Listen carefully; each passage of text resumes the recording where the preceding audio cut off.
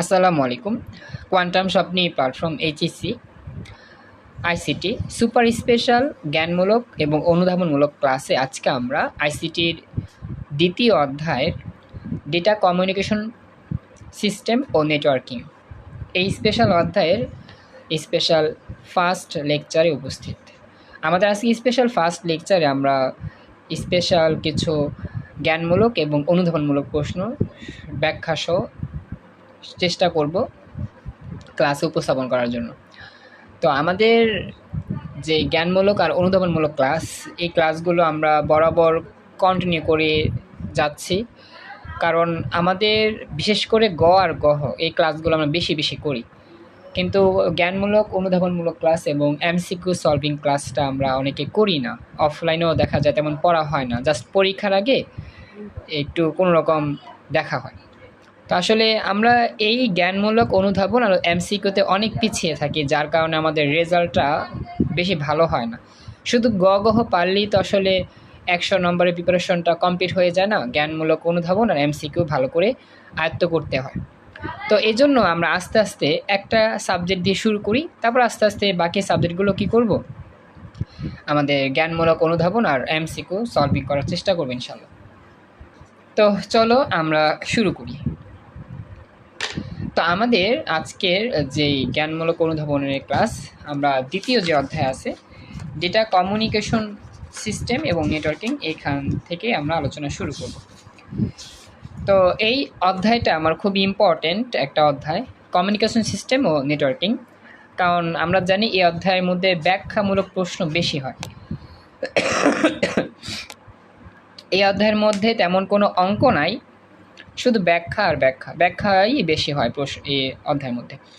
এটা আমাকে জানাও যে তোমরা ভালো করে সম্পূর্ণ লেখাগুলো কেমন দেখতে পাচ্ছ, কেমন শুনতে পাচ্ছ।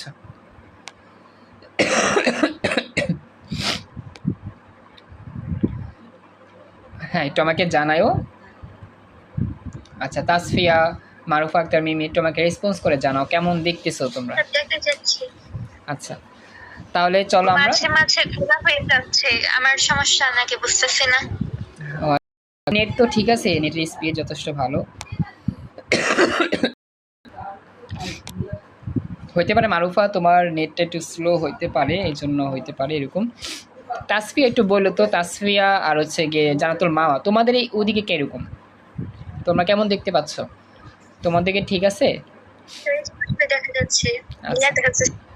আচ্ছা, তা আমি মনে হয় যে মিমি তোমার হয়তো নেট ডিস্টার্ব করতেছে, এই জন্য হয়তো বা দেখতে সমস্যা হচ্ছে। তারপরেও তুমি চেষ্টা করো যতটুকু সম্ভব কন্টিনিউ করার জন্য, আর না বুঝতে পারলে অবশ্যই আমাকে জানাবা। তো চলো আমরা প্রথমত 24 সালে আসা যে বোর্ড প্রশ্নগুলো সেগুলোর ব্যাখ্যা দিয়ে শুরু করি। ফার্স্ট অফ অল আমরা চলে যাচ্ছি আমাদের ঢাকা বোর্ড 2024 সালে আসা স্পেশাল প্রবলেম।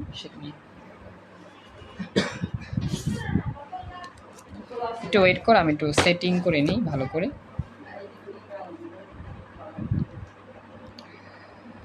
আচ্ছা, আমাদের ক্লাসে জয়েন করছো আরেকজন, সেটা হচ্ছে গিয়ে Arpita. Thank you Arpita join করার জন্য। দেখো শুরু করি। ঢাকা বোর্ড 24 সালে আসা প্রশ্ন, কনঙে বলতেছে ক্লায়েন্ট সার্ভার নেটওয়ার্ক কি। আসলে আমাদের এই অধ্যায়টা শুধু নেটওয়ার্ক সিস্টেমের উপর ডিপেন্ড করে, নেটওয়ার্কের কত রকম বর্ণনা আছে, নেটওয়ার্কের কীভাবে কাজ করে, টপোলজি কীভাবে কাজ করে, এইগুলোই বেশিরভাগ আলোচনা। তো ক্লায়েন্ট সার্ভার নেটওয়ার্ক কি, এটা আমরা সম্পূর্ণ নতুন দেখতেছি, এটা আগে তেমন পড়ানো হয় নাই, আমরা এটা মুখস্থ করব। দেখি কি বলছে এখানে উত্তরে। একাধিক ক্লায়েন্ট অথবা ওয়ার্ক স্টেশন ও একটি কেন্দ্রীয় সার্ভারের সমন্বয়ে গঠিত নেটওয়ার্ক হচ্ছে ক্লায়েন্ট সার্ভার নেটওয়ার্ক। তো একটু মুখস্থ করবা যে আমাদের ক্লায়েন্ট সার্ভার নেটওয়ার্ক হচ্ছে একটা নেটওয়ার্ক সিস্টেম বা একটা নেটওয়ার্ক, যেখানে একের অধিক ক্লায়েন্ট থাকবে বা ওয়ার্ক স্টেশন থাকবে। ক্লায়েন্ট মানে তো বুঝো যারা আছে প্রতিনিধি, যেমন তুমি একটা ক্লায়েন্ট, আমি একটা ক্লায়েন্ট। আমরা যখন কথা বলি মোবাইল ফোনে, তখন আমাদের মোবাইল নেটওয়ার্কে মোবাইল নেটওয়ার্কটা ক্লায়েন্ট হিসেবে কাজ করে। সরি। তো এই যে ক্লায়েন্ট, একাধিক ক্লায়েন্ট থাকবে যে নেটওয়ার্কের মধ্যে, এবং এই নেটওয়ার্কের মাঝখানে বা কেন্দ্রের মধ্যে একটা সার্ভার থাকবে। সার্ভার মানে তো আমরা যে নেটওয়ার্ক সিস্টেম আর কি। তো সেই সার্ভারের মাধ্যমে গঠিত যে নেটওয়ার্ক তৈরি হবে তার নাম ক্লায়েন্ট সার্ভার নেটওয়ার্ক। এটা সম্পূর্ণ আমাদের মুখস্থ রাখতে হবে, এটা মুখস্থের বিষয়, এটা তেমন আমাদের টেকনিক্যালি মনে রাখার কিছু না, সংজ্ঞা তো এটা মুখস্থই করতে হবে। এটা আমাকে জানাও বিষয়টা বুঝতে পারলাম কিনা এতটুকু।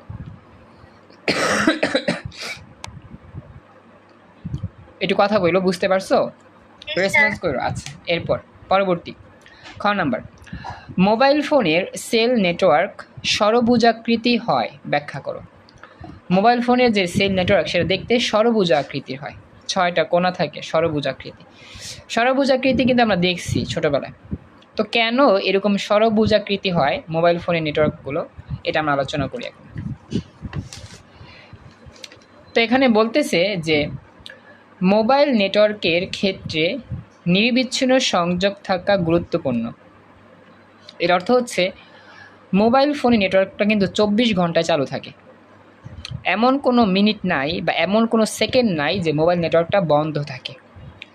আমরা রাত্রে ঘুমায় পড়ি, সাপোজ রাত্রে 3টা 4টা, তখন তো সবাই ঘুমায় থাকে, কিন্তু মোবাইল নেটওয়ার্ক কি বন্ধ থাকে তখন? না, 24 ঘন্টা চলতেই থাকে, এমন কোনো মিনিট নাই যেই সময় মোবাইল নেটওয়ার্কটা অফ থাকে। যদি এরকম হইতো, এমন কোনো মিনিট, রাত্রে এমন কোনো মুহূর্তে নেটওয়ার্ক বন্ধ হয়ে আসে, তাহলে পুরো সিস্টেম লস হইতো, নেটওয়ার্কের সিস্টেমে গোলযোগ বাঁধত।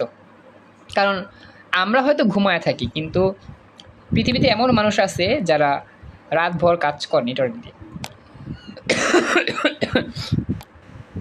তো সেক্ষেত্রে তাদের কাজ করতে প্রচুর সমস্যা হয়, বা নেটওয়ার্ক যদি বন্ধ থাকে আমাদের অনেক বিজনেস লস হবে। তো এই জন্যই আমাদের মোবাইল নেটওয়ার্কের যে সংযোগ সেটা কিন্তু 24 ঘন্টা অন থাকে, কখনোই বন্ধ থাকে না। এটাই বলতেছে নিরবিচ্ছিন্ন সংযোগ। নিরবিচ্ছিন্ন মানে সবসময় চলবে, কোনো বন্ধ হবে না, বন্ধ হওয়ার কোনো মানে নেই। ঈদের ছুটি নাই, কোনো বন্ধ নাই, সবসময় চলতেই থাকবে, চলতেই থাকবে, যতদিন পর্যন্ত নেটওয়ার্ক থাকবে ততদিন পর্যন্ত চলতেই থাকবে। এটা হচ্ছে নিরবিচ্ছিন্ন সংযোগ। কথা কি বুঝছো?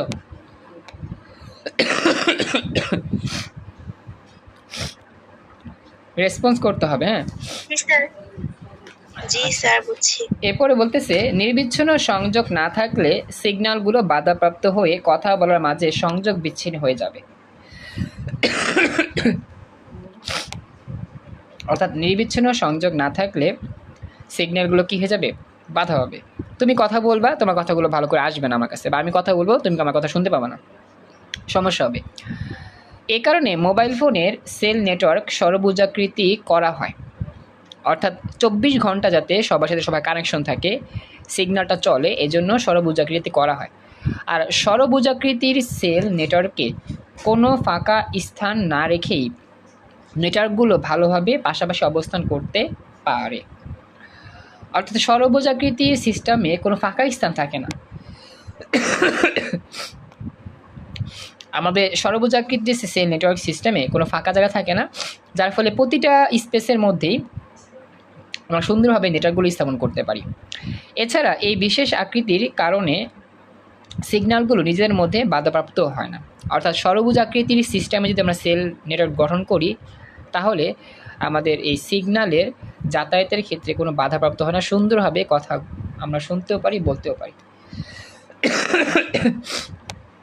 তো এই কারণগুলোর কারণেই মোটামুটি আমাদের এই নেটওয়ার্ককে ষড়ভুজ আকৃতির তৈরি করা হয়।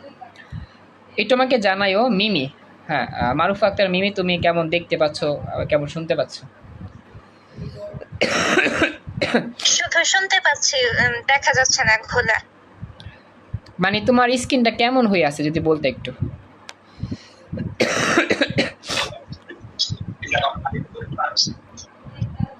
বিল্লাল জয়েন করছো, thank you so much.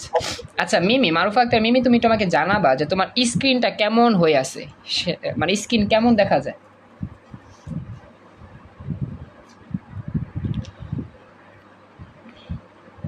Messenger গ্রুপে পিক দিছি এসএস। আসলে আমি তো যেতে পারতেছি না, তুমি যদি বলতা মুখে যে কিরকম দেখা যাচ্ছে, আমি তো আসলে যাইতে পারতেছি না, জন্য বললাম। কালো হয়ে গেছে পুরো?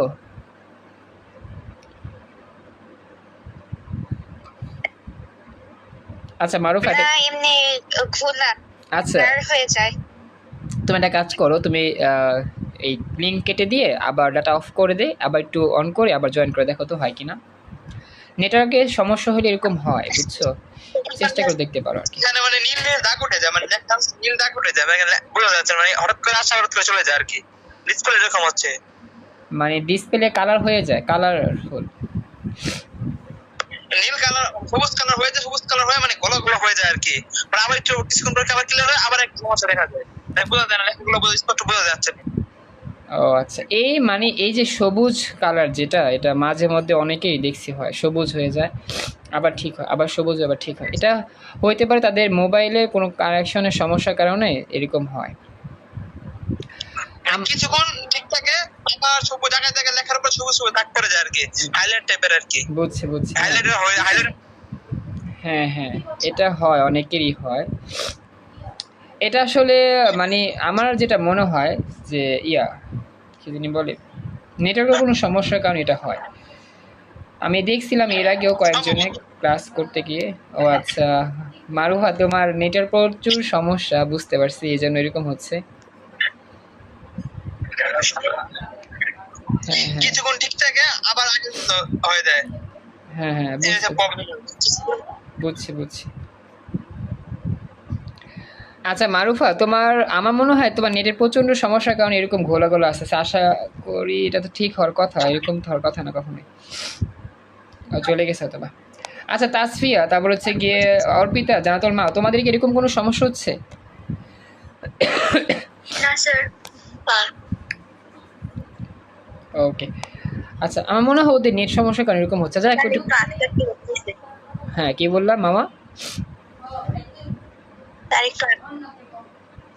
একটু স্যার একটু আটকে। ও আচ্ছা, আটকে লেগে যাচ্ছে। আমার নেট ঠিক আছে, আমি দেখতে পাচ্ছি, একটু কষ্ট করো। হ্যাঁ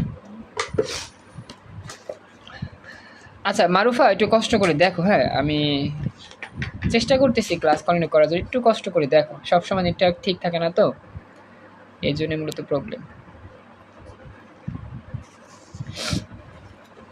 আচ্ছা দেখো, ঢাকা বোর্ড 2024 সালে আসা প্রশ্ন, সুইচ কি? আমরা কিন্তু এই প্রশ্নটা অনেক ইম্পর্টেন্ট, দেখবো অনেকবার পরীক্ষাতে আসে, সুইচ কাকে বলে। মারুফা একটু কষ্ট করো, নেট সমস্যার কারণে দেখতে পাচ্ছি তোমার স্ক্রিনটা পুরোই ঘোলা হয়ে গেছে, একটু স্বাভাবিক, নেট সমস্যার কারণে এটা হয়েছে বেশি, বুঝতে পারছি। কষ্ট করো, একটু শোনো।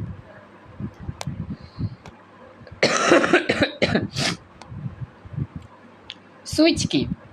সুইচ হলো কম্পিউটার নেটওয়ার্ক তৈরির বিশেষ একটি ডিভাইস, যা কোনো সংকেতকে ব্রডকাস্ট না করে সংঘর্ষ এড়ানোর জন্য এমএসি অ্যাড্রেস ব্যবহার করে শুধু নির্দিষ্ট পোর্টে সিগন্যালটি পাঠায়। আসলে আমরা জানি, যারা আমরা ওয়াইফাই কানেকশন নিই, আমরা জানি সুইচের একটা বক্স থাকে, সুইচ বক্স বা হাবের বক্স এরকম থাকে।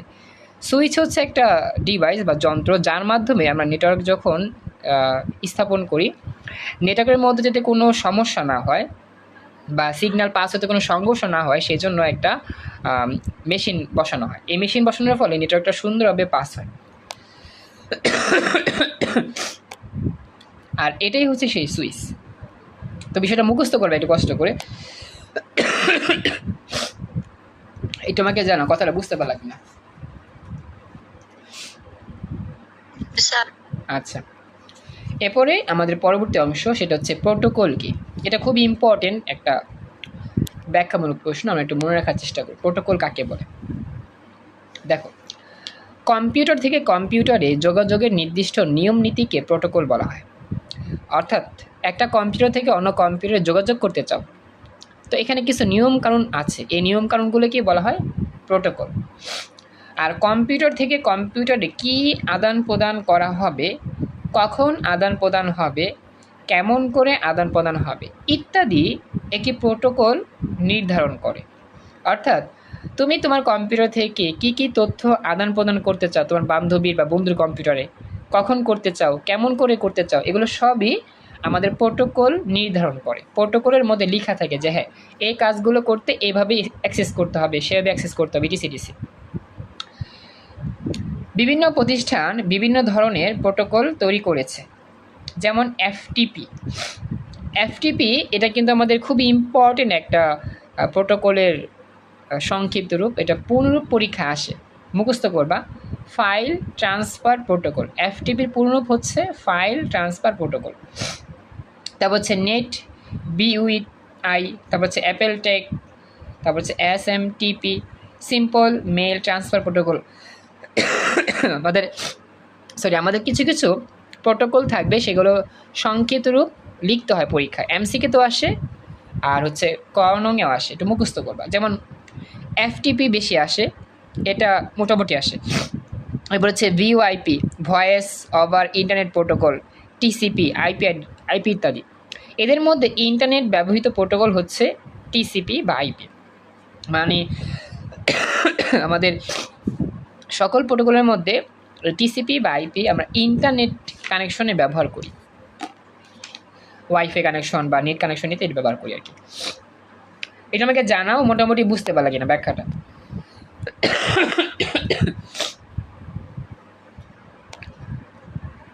একটু কথা বলো।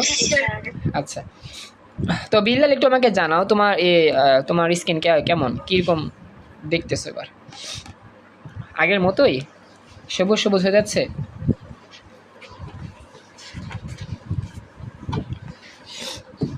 আচ্ছা, আমরা পরবর্তী প্রশ্নে হাজির হচ্ছি। দেখো, রাজশাহী বোর্ড 24 সালে আসা প্রশ্ন, ক্লাউড কম্পিউটিং কি? আবার আগের মতো হয়ে যাচ্ছে, মানে কিছু সবুজ থাকে আবার সাদা হয়ে যায়, স্পষ্ট দেখা যায় আবার সবুজ হয়ে যাচ্ছে। আরে এই সমস্যা তো আর সমাধান হচ্ছে না, এটা আর অনেকেরই হয়েছে, কিছুই করার নাই আমার পক্ষে। আচ্ছা, কষ্ট করে রেকর্ড দেখে নিন। সমস্যা হয়, একটু কলমটা না আনলে ভালো হয়। কলম এই কলম এভাবে?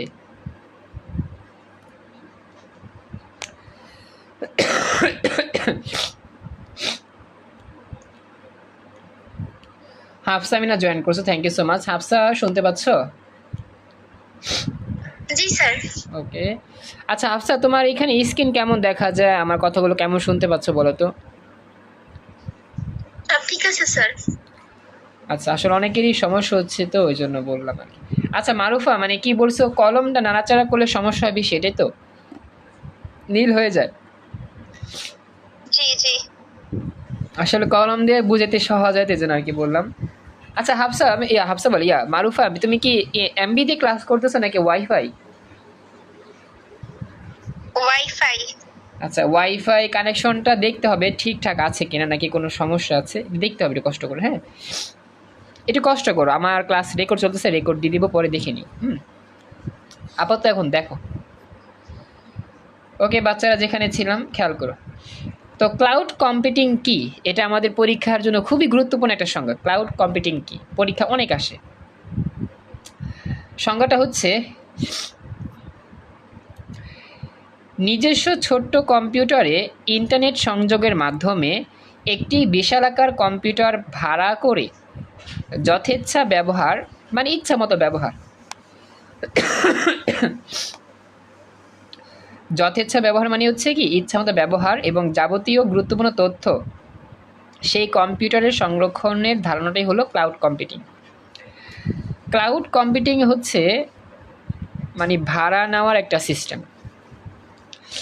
যেমন মনে করো বিয়ে বাড়ি অনুষ্ঠান যখন হয়, আমরা এই যে সাউন্ড বক্স ভাড়া করি না, মাইক, সাউন্ড বক্স, শুনতেছ? তো এই যে মাইক, সাউন্ড বক্স, এগুলো কিন্তু তোমার অনেক টাকা দাম, এগুলো কিন্তু কেউ কিনে না, এগুলো ভাড়া করে আনে। সাউন্ড বক্স বাজায়, মাইক বাজায়, গান বাজনা বাজায়, 1 পেয়ার 2 পেয়ার, অনেক অনেক। তো এখন কথা হচ্ছে যে এই যে ভাড়া করছো, সাপোজ একদিনের জন্য ভাড়া করলে এই সাউন্ড বক্স কিন্তু তোমার নিজের মতো, তুমি যত খুশি তত চালাতে পারবা, যতক্ষণ মন চায় তত চালাতে পারবা, কেউ তোমাকে কিছু বলবে? কেউ কিছু বলবে না। ঠিক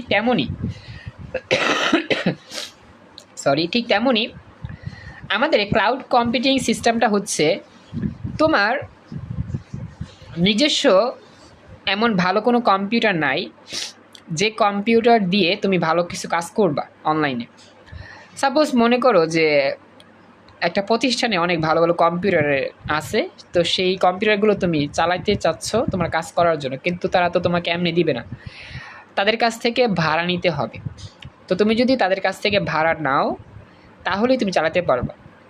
তো এটাই বলতেছে যে তোমার যে নিজস্ব ছোট কম্পিউটার আছে সেই কম্পিউটারে ইন্টারনেট সংযোগের মাধ্যমে একটি বিশাল কম্পিউটার ভাড়া করে তোমার কম্পিউটারের মাধ্যমে সেই কম্পিউটারের যাবতীয় কাজকর্মগুলো সুন্দরভাবে করতে পারবা। আর এটাই হচ্ছে ক্লাউড কম্পিউটিং। মানে তুমি তোমার কম্পিউটার দিয়েই কাজ করবা, তবে অন্য কম্পিউটারের যে ইয়াগুলো আছে, তথ্যগুলো আছে, সার্ভিসগুলো আছে, সব নিতে পারবা, সব ব্যবহার করতে পারবা তোমার কাজ সুন্দরভাবে করার জন্য। এটাই ক্লাউড কম্পিউটিং। কথা কি বুঝতে পারছো?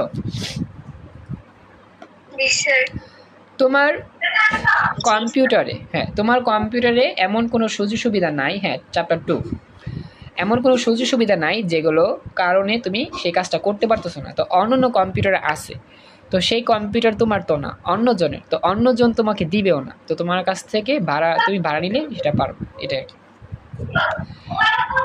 আচ্ছা, একটু স্পিকার মিউট রাখতে হবে, কষ্ট করি, স্পিকার চাপ দিয়ে রাখো সবাই। সরি। এবার দেখো, ইন্টারনেটের গতি ব্যবহৃত যন্ত্রপাতি ও মিডিয়ামের উপর নির্ভরশীল, বুঝিয়ে দেখো। ইন্টারনেটের গতিটা যন্ত্রপাতির উপর নির্ভরশীল। এটা আমরা কীভাবে কাজ করে দেখো। ইন্টারনেটের গতি তার ব্যান্ডউইথ এর উপর নির্ভরশীল। ব্যান্ডউইথ এর মান যত বেশি হবে তত দ্রুত গতির সার্ভিস পাওয়া যাবে। যেমন তোমার স্মার্টফোন যদি কম র্যামের হয় সেখানে ওয়াইফাই কানেকশন দিলে স্লো কাজ করবে। তোমার যদি স্মার্টফোন আইফোনের মতো হয় তাহলে কিন্তু ইন্টারনেট কানেকশন দিলে দ্রুত কাজ করবে। মানে ইন্টারনেট সেবা তোমার মোবাইলের সার্ভিস মতো কাজ করবে। মোবাইলের র্যাম কম হলে সার্ভিস কম, র্যাম বেশি হলে সার্ভিস বেশি, ভালো চলবে নেটওয়ার্ক। কথা বুঝছো?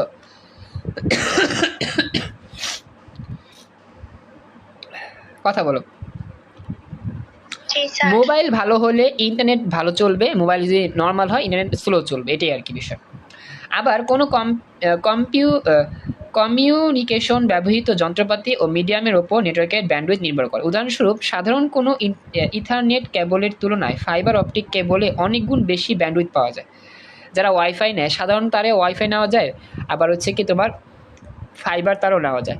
ফাইবার তারে ইন্টারনেট নিলে স্পিড বেশি পাওয়া যায়। অন্যদিকে ফাইবার অপটিক্যাল কেবলের সাথে প্রয়োজনীয় স্পিড ইকুইপমেন্ট বা যন্ত্রপাতি ব্যবহার না করলে প্রয়োজনীয় ব্যান্ডউইথ পাওয়া সম্ভব হবে না। তাই বলা যায় ইন্টারনেটের গতি ব্যবহৃত যন্ত্রপাতি ও মিডিয়ামের উপর নির্ভরশীল। ভালো তার দিলে ভালো ওয়াইফাই পাবা, খারাপ তার দিলে খারাপ ওয়াইফাই পাবা, নেট স্লো কাজ করবে।